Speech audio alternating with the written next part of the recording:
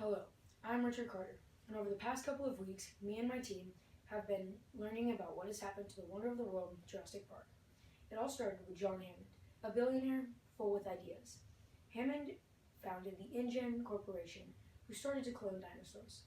This led the dinosaur species to be brought back into the world nearly 65 million years after being extinct. Although Jurassic Park was destroyed, it still brought geneticists to think about what they will do in the future with this kind of technology. It has been nearly 5 years since the Jurassic Park was destroyed, and now we are here to find out about the operations that happened in the park from first-hand sources.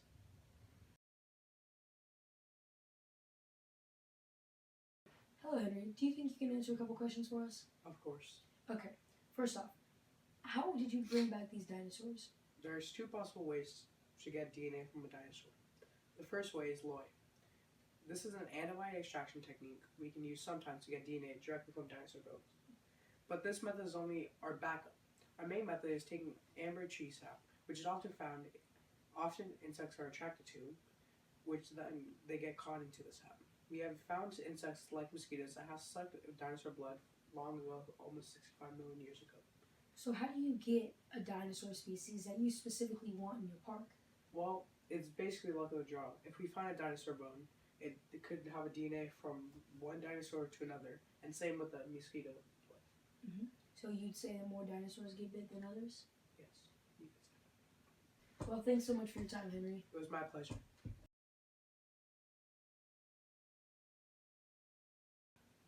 We have talked to the two of the most influential people in the 20th century. Now, let's talk to an expert on dinosaurs and other species from that time, Mr. Alan Grant. Grant is a paleontologist. How are you doing today, Grant? I'm doing well. What were your original thoughts on this park? Well, for me, I was beyond excited to see real dinosaurs, but also a little skeptical on the security side. I could see how you'd think that. Speaking of security, it seems like you brought some weapons for us today. Yes. Do you mind telling us a little bit about these? So this is a 89 Glock. It's a tranquilizer gun, and it's not loaded. Was used to save Lex and Tim. Nice. How about this one? This one's a little bit less powerful, but it still works the same way. Nice. So you said that you single-handedly saved John Hammond's grandchildren, Tim and Lex. Do you think you could tell us more about that?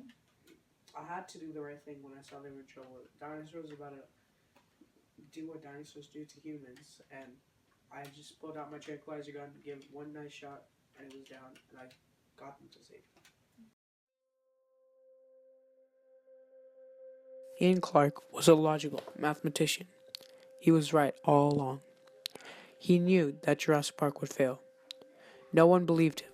He died later in the hospital from a vicious T-Rex attack. He held on dear for his life, but just could not hold on any longer. He will be missed. Dennis Nerdy, a corrupt computer geek, he was trying to sell out dinosaur embryos. He set up the computer system, but also shut it down so he could get away with the embryos. He later died from an attack from a Dilophosaurus. This creature spit poison into his eyes and ate him alive. He will be missed. Robert Muldoon, a brave game warden. He kept all people and dinosaurs safe. He wanted heavier weaponry at the park, but nobody would give it to him. Evidently, the wish they would have. He died from a horrifying velociraptor attack, trying to get the park back together. He will be missed. Ray Arnold, a brilliant engineer.